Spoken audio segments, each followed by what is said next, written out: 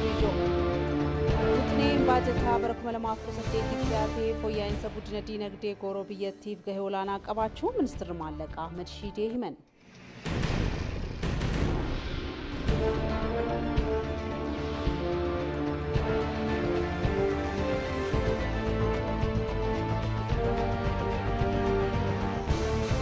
deeggarsa hidha haaromsaatii firmaannaa hawaasaarraa birriin biiliyoona 23 ol walitti qabamuun himame.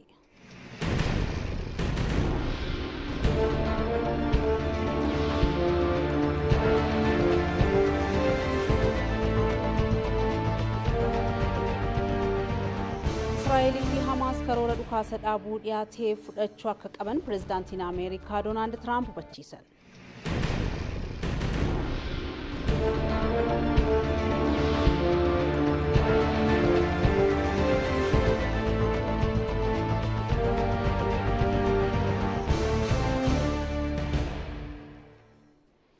akka mul'atan daawwattoota keenya TV Afaan Oromoo irraa oduu guyyaa kanaaf qabannee ijoo isaanii dursuun eegallee jirra. Jamiilaa Jamaal Duchansinitti himaa nu waliin tura. Utneen baajataa bara 2018 dhiyaatee fooyya'insa guddina diinagdee gooroo biyyattiif gahee olaanaa qabaachuu ministeerri maallaqaa Ahmed Shidee himan. Miseensonni mana maree bakka bu'oota uummataa utnee labsii baajataa kan bara 2018 irratti gaaffii dhiyeessaniin bajanni karoorfamee hagam qaala'insa gatii oomishaalee fooyyeessan kan jedhu dhiyaatee jira. Taaddasa Tarrafaan bal'isaa dhiyeesseera.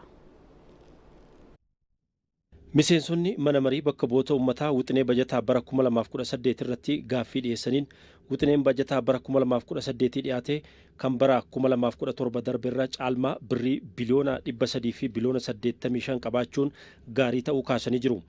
haa ta'u garuu bajanni keessattuu daandii bishaan fayyaa fi barnootaaf ramadame kan bara 2017% 34 ture wixinee baajataa bara 2018 kanaan dhibbeentaa 25tti gadi hir'achuun sababni maal akka ta'e miseensonni mana maree bakka bu'oota uummataa gaaffii dhiyeessanii jiru. በ2017 በጀት ዓመት ከጠቅላላ በጀቱ ለትምህርት፣ ለመንገድ፣ ለጤና፣ ለግብርና፣ ለውሃና ኤነርጂ እንዲሁም ለከተማ ልማት ተመድቦ የነበረው 34 በመቶ እንደነበረ ይታወቃል።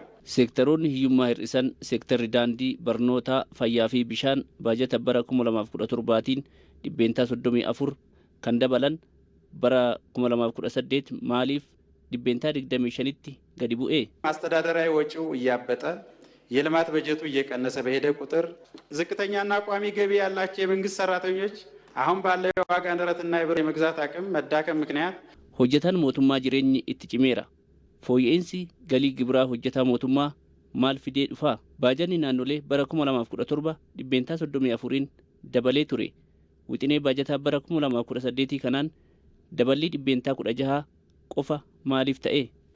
Rakkoo hir'ina baajataa cufuuf furmaanni fudhatamaa jiru liqii fi deeggarsa biyya alaatiin akka haguugamu taasisaa jira. kun immoo kuufama liqii akka biyyaatti jiru ol guddisaa deema waan ta'eef kana hambisuuf hojiin gama keessaniin hojjetamaa jiru maal fakkaata? በ2018 በጀት ዓመት ላይ ለካፒታል የተያዘው በጀት ነው። የቋሚ ኮሚቴው አንስቶታል። በጥሩ ሁኔታ ያነሳበት ነገር አለ። እኔም 415.2 ቢሊዮን ነው የያዘው። Baajanni kaapitaalaa birrii biiliyoona 400 fi biiliyoona 15 oliidha.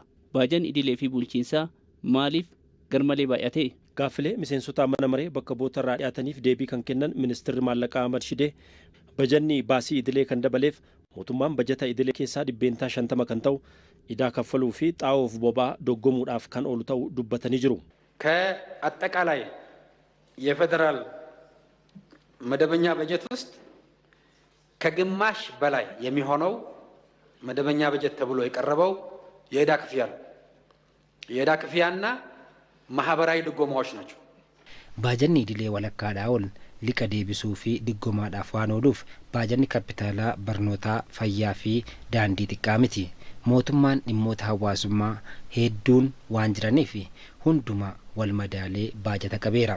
Gaaffilee bu'uuraalee misoomaa keessattuu ijaarsa daandii hedduun isaanii adda cituu fi bajanni qabamus hojii eegaluu dhiisuun isaanii dhuguma bajanni gahaan hin qabamne jedhan ministirichi. ሌላ የተጀመሩ ካፒታል ፕሮጀክቶች ላይ በተለይ መንገድ ላይ የተነሳ ጉዳይ ነው። መንገድ ላይ ትንሽ ጊዜ ወስጄ ማብራራት ፈልጋለሁ።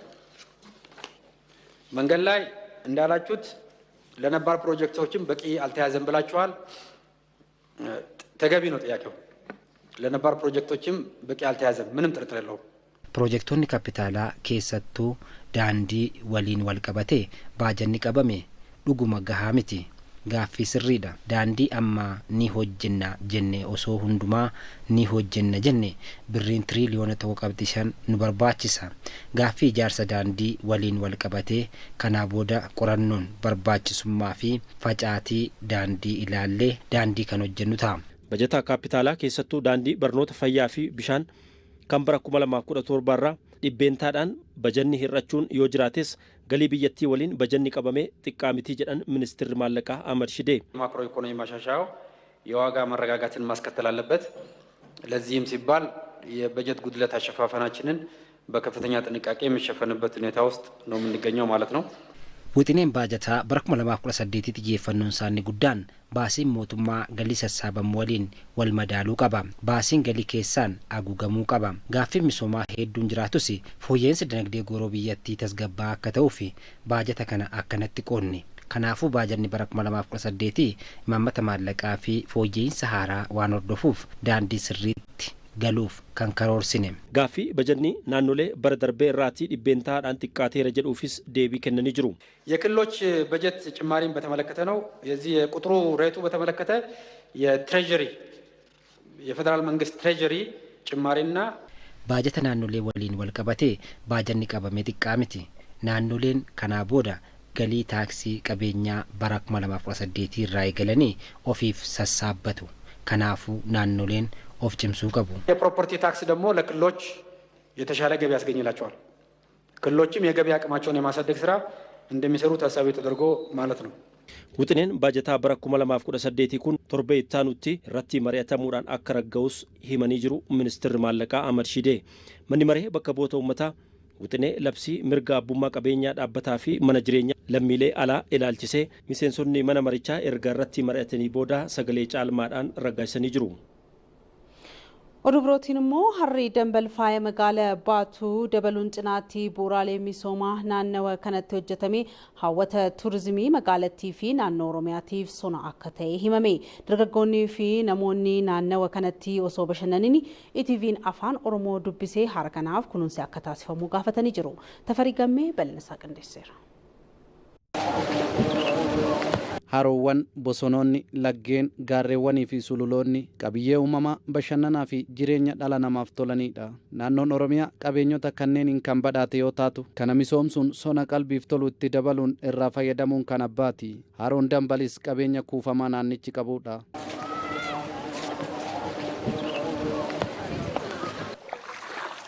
Kabajamtoota hordoftoota keenya. Magaalaan guddina diinagdee ariifachiisaa galmeessuu dandeessuu fi akkasumas hawwata turizimiitiif mijooftuudha jedhamtu naannawa harootitti kan hundaa'uudhaaf carraa argatteedha. Magaalaa carraa kanaan badhaate keessaa takka immoo magaalaa Baatuuti. Naannawa magaalaa Baatuu kanatti kan argamu harri dambalis faaya magaalaa kanaatiif hedduu gumaacheetii kan jiru. Magaalaa Baatuutti kan argamu harri dambal hara oddoola garaagaraatiin badhaadhee fi oddoolli hara dambal kana keessatti argamu immoo faaya harichaas daran tolcheeti kan inni jiru. Naannawa hara kanaatitti egaa bu'uuraaleen misoomaa bulchiinsa magaalichaatiin hojjetames turistoonni iddoolee garaagaraarraa dhufan akka iddoo kanatti daran tajaajila isaanii argatan gumaacha olaanaa taasiseeti kan jiru.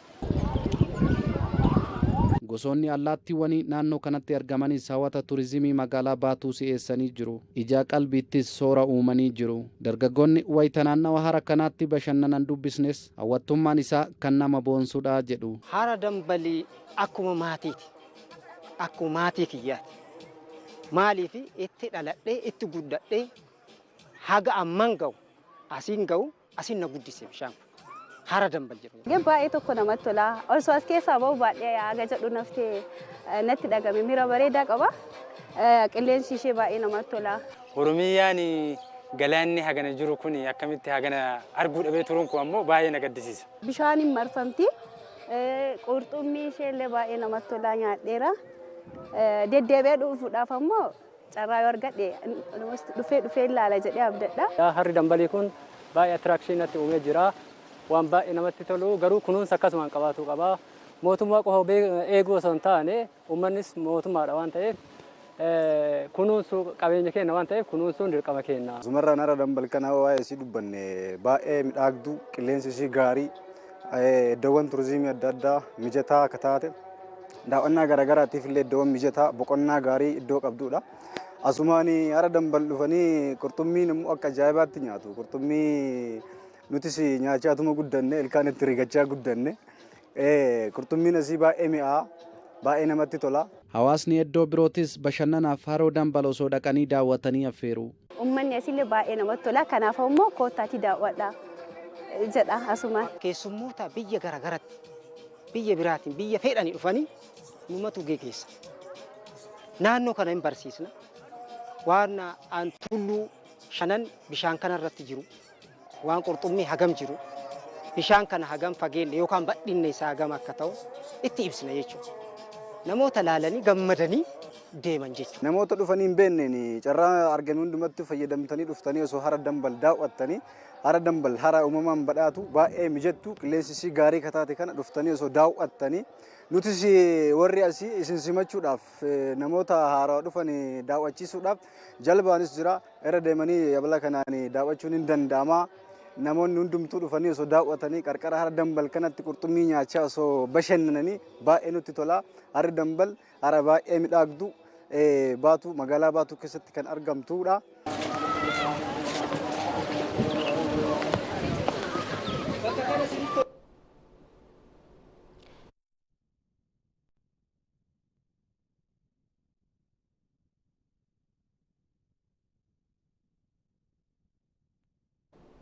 deeggarsa hidha haaromsaatiif hirmaannaan hawaasarraa birriin biiliyoona 23 ol walitti qabamu manni marii qindeessaa hidha haaromsa guddicha Itoophiyaa beeksise. Sirna walharkaa fuudhinsa waancaa hidha haaromsa guddicha Itoophiyaa poolisii magaalaa Finfinnee fi poolisii Oromiyaa gidduutti taasifamee jira. Waancaan nageenyaa hidha haaromsa poolisii magaalaa Finfinnee harka kan ture yoo ta'u turtii isaan kutaalee magaalaa hundatti maallaqa miiliyoona 200 fi miiliyoona 8 ol walitti qabuun himasamee jira. Poolisiin Finfinnee deeggarsa gama maraa hidha haaromsichaaf kan itti fufu ta'u poolisiin Finfinnee sirnicha irratti beeksisee jira. Qaamolee hojiin kun akka milkaa'uuf gumaacha taasisanis galateeffatee jira. Daayireektara olaanaa mana marii qindeessaa hidha haaromsa Itoophiyaa Dr. Aragaawii Barhee hidhi haaromsa Itoophiyaa adawaa bara kanaa ta'uu himan. Hojiin kun erga eegalee hirmaannaa uummataarraa birrii biiliyoona 23 ol walitti qabamuu Dr. Aragaawiin himanii jiru. Ijaarsi hidha haaromsaa yeroo ammaa dhibbeentaa 96.9 gahuu kan eeran Dr. Aragaawii poolisiin magaalaa Finfinnee hojii boonsaa hojjeteef galateeffataniiru.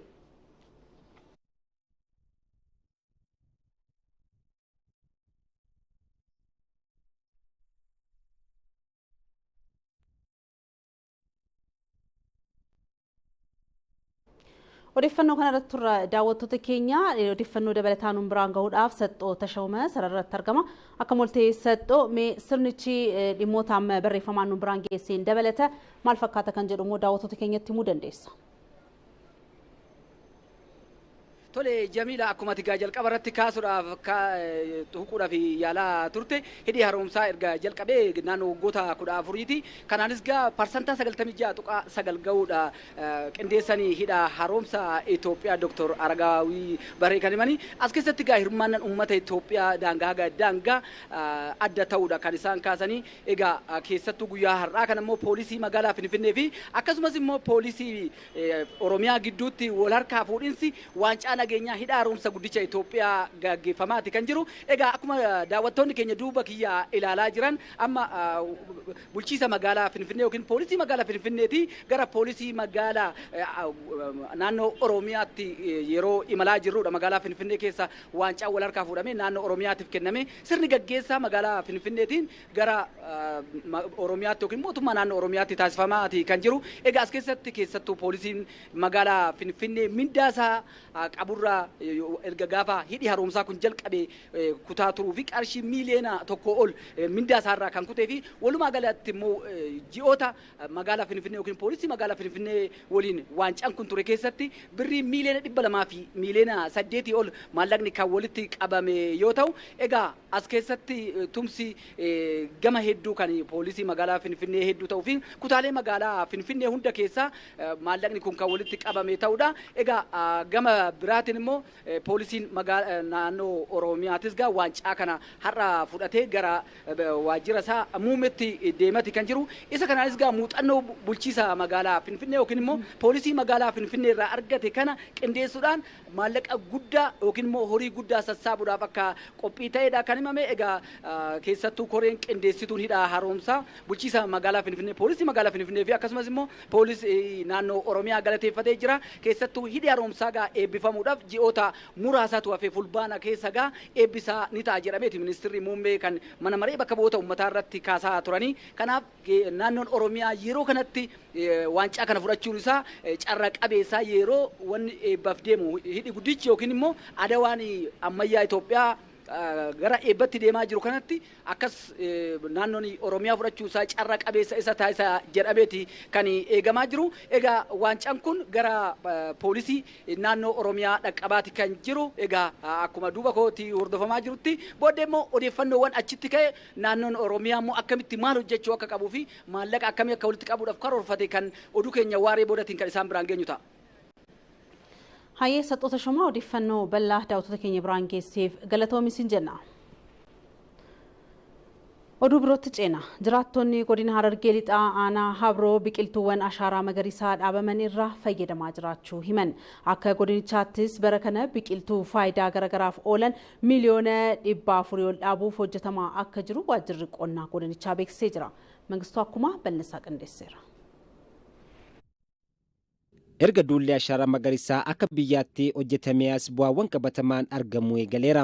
Keessattuu biyyattiitti yeroo ammaa kana uwwisni bosonaa dabaluu fi maddoonni gogan deebi'anii burquu eegalaniiru. Godina Harargee lixaa aanaa biroottis gaarreen kanaan dura sababoota garaagaraatiin dhiqama biyyeef saaxilamaa turan misooma ashaaraa magariisaan kunuunsa argachuun bayyaannachaa akka jiran jiraattonni naannichaa himanii jiru. Gaara waa takka namaa miti mixiinuu jalatti mataa qabatuu hin dandeenye. Gaara kanarratti akkatti daayini hidhamee biqiltuun irratti mayree amma gaa bosona kana ta'uun kun waan nama ajaa'ibsiisu. Kanarraa laallet edaa gaarumti hundinuu bilaashitti haga amma duraa qisaasa ta'ee jennee hedduu sheenaa jirra ammaan tana. Madditillee lafa hin jirre ni baate asillee amma madditii ni baate gaara kana gama jalaatiin gamanaan gamasiinis leeyni guddaan baheet bishaan akkatti horii keenya duratti bakka obaaf nu dhabnu bishaan bashbash ta'ee waan akka rakkoon hiikkataa jiru. Hojiiwwan kanaan duraa hojjetaman irraas bu'aan argamaa jiru olaanaa ta'uu kan himan jiraattonni kunneen bara kanas dhaabbii biqiltuu irratti hirmaannaa cimaa taasisuudhaaf qophii ta'uu isaanii dubbatu. Bar bosonti maddaa gabbisuudha maal waan jedhamu san itti namanne namni duraan.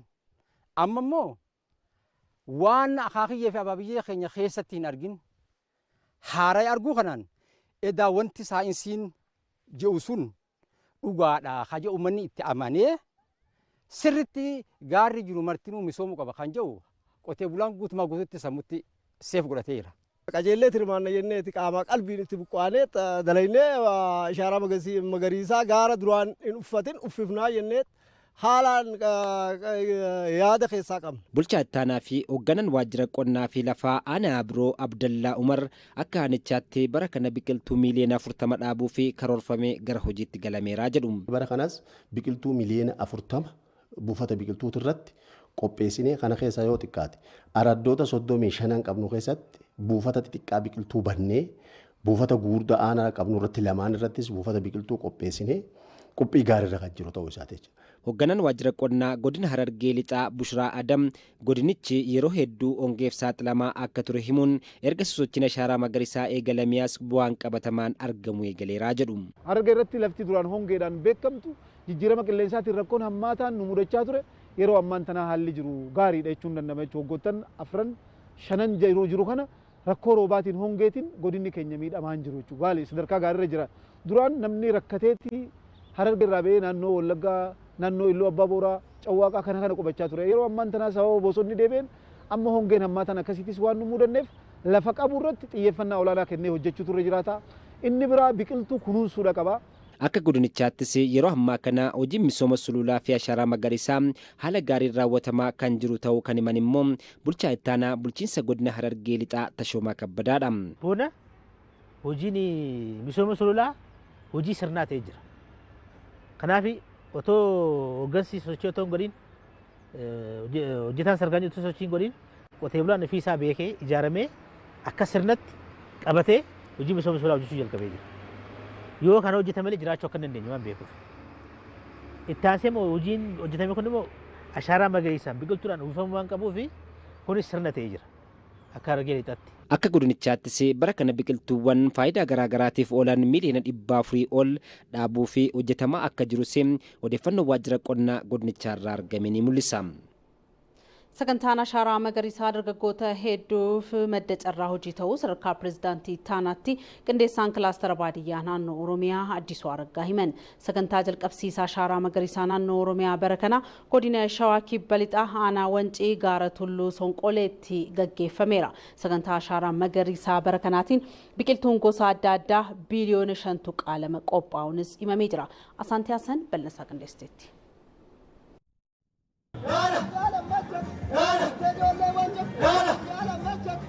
Dhaabbiin biqiltuu ashaaraa magariisaa akka naannoo Oromiyaatti godina Shawaa Kibba Lixaa aanaa Wancii gaara Sonqolleetti mata duree dhaabuun dandamachuuf jedhuun eegalchiifame. Saganticha irratti sadarkaa pireezidaantiitti aanaatti qindeessaan seektara misooma baadiyyaa Addisuu Araggaa argamaniiru. Bulchaan godina Shawaa Kibba Lixaa Mokonnin Baayisaa lammiilee dhaabbii biqiltuu ashaaraa magariisaa irratti hirmaatan galateeffataniiru. Hoggansi naannoo Oromiyaa, mootummaan naannoo Oromiyaa addatti immoo biiroon qonnaa nu filattanii sagantaan ashaaraa magariisaa 2017 dhaadannoo muummichi ministeeraa keenya labsaniitiin dhaabuun bayyanachuu hedduutiin akka godina keenyatti eegalamu akka aanaa Wanciitti Tulluu Sonqollee irratti eegalamu gochuu keessaniif galata maqaa uummata godina Shawaa Kibba Lixaatiin isinii galchaa. Waggoottan darban biqiloota dhaabaman keessaa dhibbeentaan 84.5 qabachuu hoogganaan itti aanaan biiroo qonnaa Oromiyaa Eliyaas Kadir himaniiru. Kanaanis uwwisni bosonaa dhibbeentaa 17 irra ture gara 29tti guddachuus himamee jira. Naannoon keenya waggoottan 6 darban keessatti biqilaa biliyoona 23.6 dhaabuudhaan latinsi giddu galeessaan dhibbeentaa 84.5 ta'uun waggoottan 6 darban keessatti dhalootatti aanuuf qofa doon ta'een dhaloonni irra jiru kun seenaa hojjechaa jira. Ashaaraa kaa'ame kanaan oomishaaf oomishtummaan kabeeladaa, kabunaa, kamuduraaf kamidhaanii dabaluunsaa faayidaa hojii kanaa keessaa isa ijoo fi hangafaati. Inni lammaffaan uwwisni bosonaa naannoo keenyaa waggaa 6 dura dhibbeentaa 17 irra ture bara kana dhibbeentaa 29tti guddateera. Bara 2017 biqiltuuwwan biiliyoona 5.5 qophaa'an ammoo biqiloota faayidaa gama hedduu akka ta'anis eeramee jira. Bara 2017 biqilaa biiliyoona 5.5 qopheessuudhaaf karoorsinee biqilaan biiliyoona 5.3 dhibbeentaan 11tti kan tilmaamamu nyaata namaaf kan oolu yeroo ta'u biqilaa kana keessaa biqilaan biiliyoona 4.95 ta'u guyyaa irraa kaasee guutuu Oromiyaa irratti dhaabbiin kun labsameera. Qindeessaan seektara misooma baadiyyaa Addisuu Araggaa akka naannoo Oromiyaatti sagantaa ashaaraa magariisaa milkeessuuf karaa caasaalee gandaatiin hojiin biqiltuu buufata irratti qopheessuu hojjetamaa turuu himaniiru. Sagantaa ashaaraa magariisaa bara kanaa milkeessuudhaaf caasaa gandaa akka haaraatti diriirfame bu'uura godhachuudhaan gandoota baadiyyaa qabnu hunda keessatti tokkoon isaanii keessatti yoo xiqqaate buufanni biqiltuu 7 akka bu'uureffamu labsamee hojjetamaa turee jira. Qophii bara kanaaf taasifame keessattis biqiltuun biiliyoona 5.2 ol ta'u buufata biqiltuu 38,000 ol keessatti qophaa'ee yeroo ammaa kana iddoo haalli qilleensaa mijataa ta'ee fi iddoo roobni qaqqabetti dhaabbiinsaa eegalamee jira. Biqiltuu dhaabamaa tureenis uumamni bakka isaatti deebi'eeraa jedhan qindeessichi. Biqiltuun dhaabamaa tures gama carraa hojii uumuutiin gahee olaanaa bahachaa akka tures eerameera. Dargaggoota keenyaaf madda carraa hojii guddaa ta'ee jira.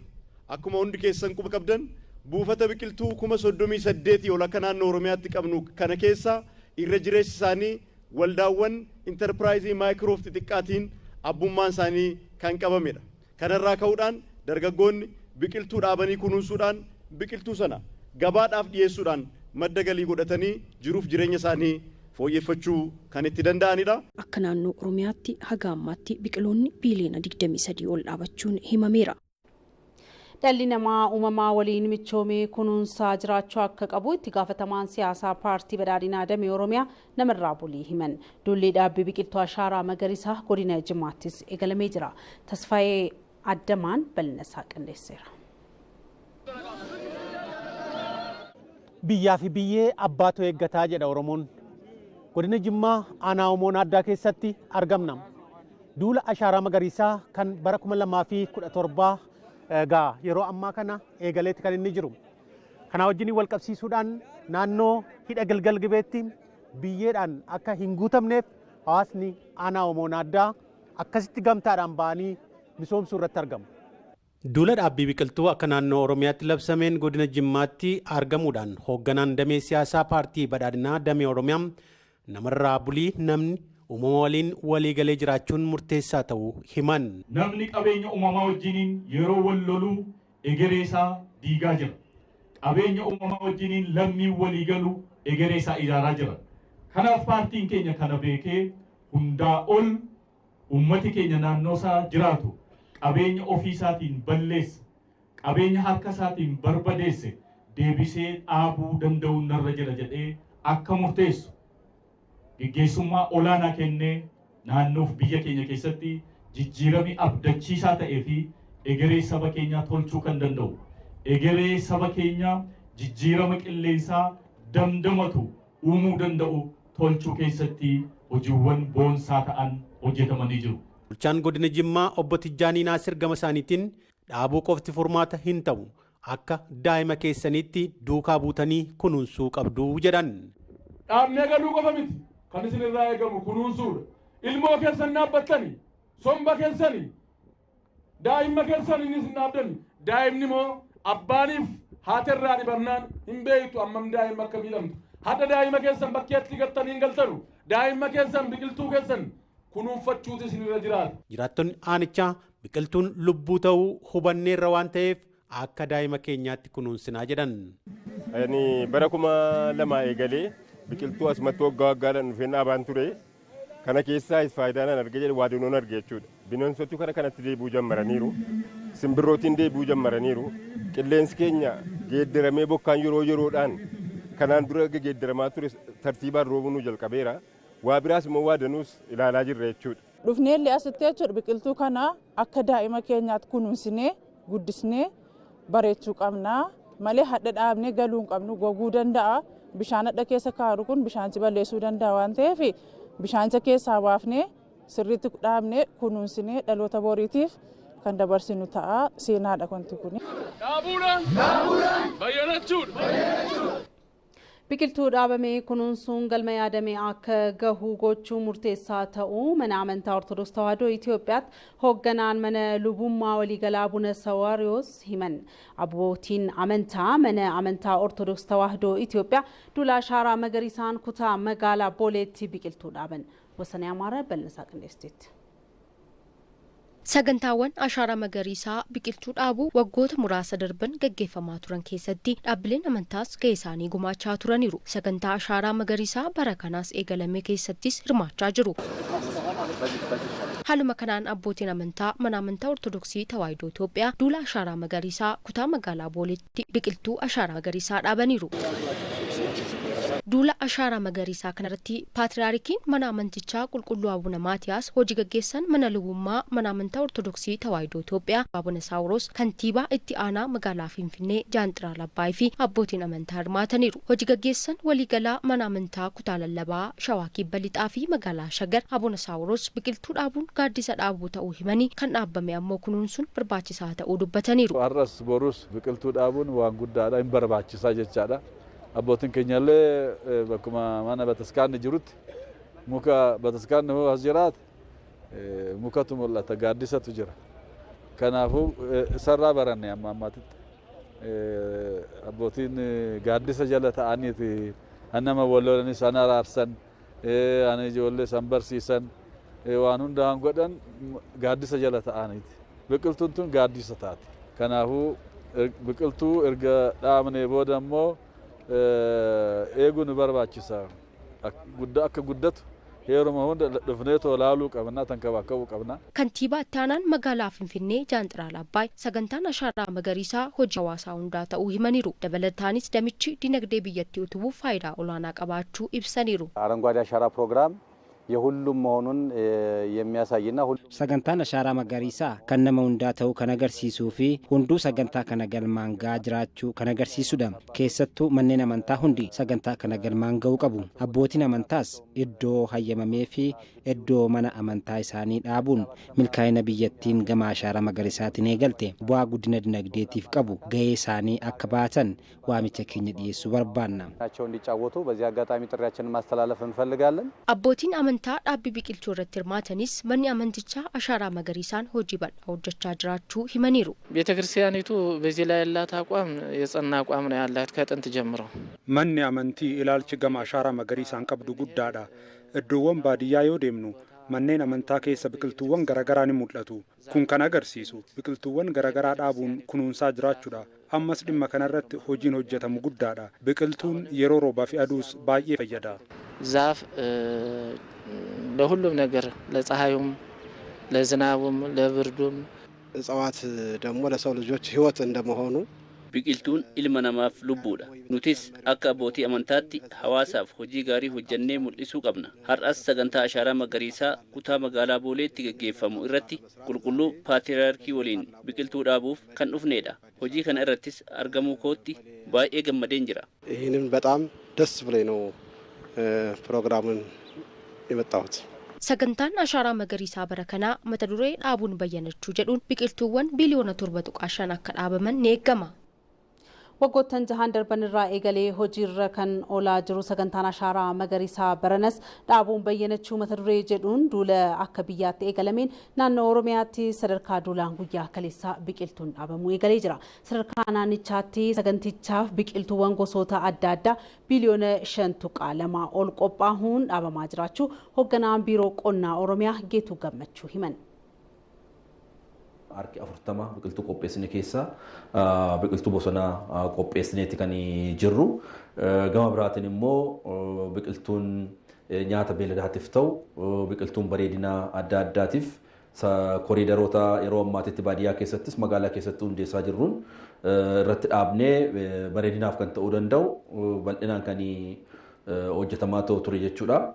Keessumaa keessattiyyuu biqiltuun nyaata namaatiif ta'u immoo arkee kudhanii fi sanaa ol kan ta'u biqiltuu nyaata namaatiif oolu bal'inaan oomishuun danda'amee jira. Hawaasni biqiltuu yeroo dhaabuus akka latuuf of eeggannoo fi kunuunsa barbaachisu taasisuudha akka qabu himan.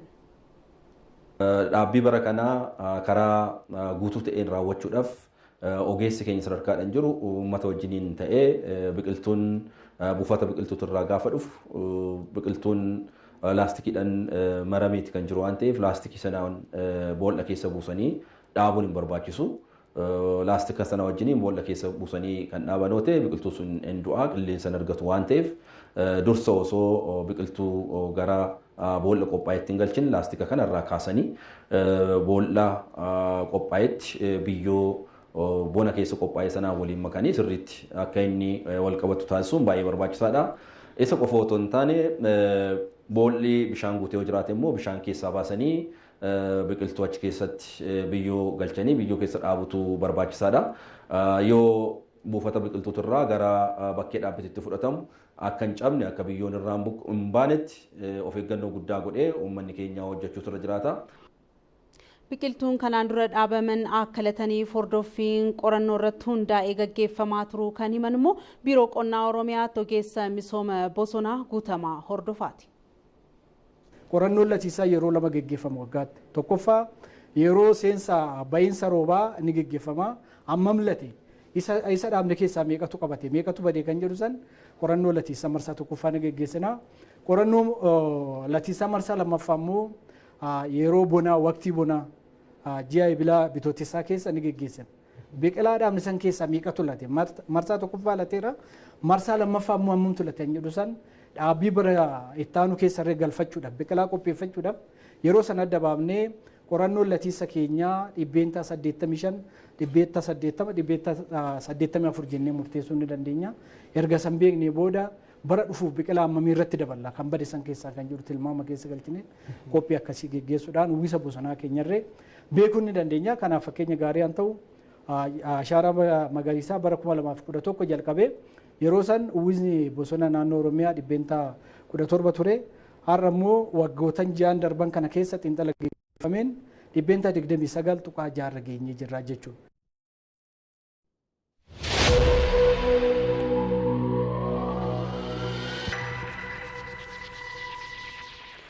Oduu maddina alaarraa argannetti ceena. Israa'elii fi Hamaas karoora dhukaasa dhaabuu Ameerikaan dhiyaatee fudhachuu akka qaban pirezidaantiin Ameerikaa Doonaald Tiraamp hubachiisan. Doonaald Tiraamp ergaa karaa fuula miidiyaa hawaasummaa isaanii Tiruuz jedhamuun dabarsaniin bakka buutonni isaanii dhimmicha irratti qondaaltota Israa'el wajjin mari'achuu isaanii himan. Karoorri dhukaasa dhaabuu kun guyyoota 60f waraanni Gaazaa akka dhaabbatuu fi Hamaas lammiilee Israa'el harka isaa jiran akka gadi dhiisu kan gaafatu ta'uun himamee jira.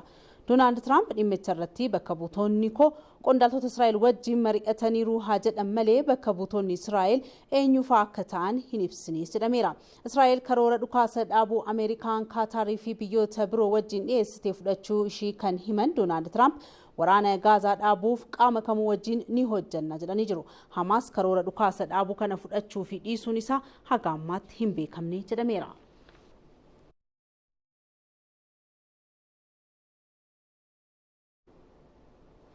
waliigalteen Jaappaan daldalaa Jaappaanii waliin taasifamuu haga adoolessaa 9tti yoo hin xumuramne Jaappaaniin dabaliin taarifaa dhibbeentaa 30 haga 35 ni eeggataa jedhan pirezidaantiin Ameerikaa Doonaald Tiraamp.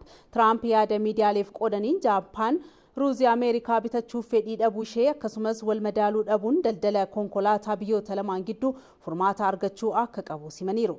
Jaappaan waliigaltee kana gochuuf fedhii agarsiisaa hin jirtu. Milkaa'ina waliigaltee kanaas shakkuu Tiraamp himanii jiru. Tiraamp baatii eebilaa keessa biyyoota michoota daldalaa Ameerikaa irra caalaa dabalii taarifaa kan taasisan yoo ta'u dhimma kanarratti biyyoota hedduu waliin mari'achuun haga adoolessaa 9tti waliigalteewwan daldalaa haaraa fedhii fi faayidaa Ameerikaa eegsisan qopheessuu himamee jira. Biyyootni biyyattii waliin waliigaltee kanarra gahuu yoo hin dandeenye immoo torban dhufuurraa eegalee taarifa kaa'uu kan eegalan ta'uu himanii jiru. Waliigaltichaanis Biriitaaniyaa fi Chaayinaa qofaatu mallatteessee Biriitaaniyaan harka caalaa waliigaltecha ofirra fudhattee hojjechaa kan jirtu yoo ta'u Chaayinaan ammoo waliigaltecha guutummaan osoo hin taane damee muraasa fudhachuu ishii himamee jira. Tiraamp waliigaltee biyyoota lamaan irratti shakkii haa qabaatan malee ergamaan damee daldalaa Tookiyoo Riyoosii Akaazaawaa tibba darbee ibsa kennaniin marii marsaa 5ffaa Ameerikaan waliin taasisaniin guddinni jijjiiramoonni fooyyee qaban mul'achuu himanii jiru. Haa ta'u malee haga ammaatti qabxii waliigaltee argachuu hin dandeenye jedhameera.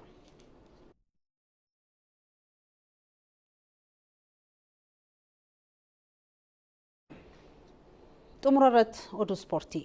Taphoota mootanii darbuu waancaa kilaboota addunyaa Real Madrid Juventus yoo injifatu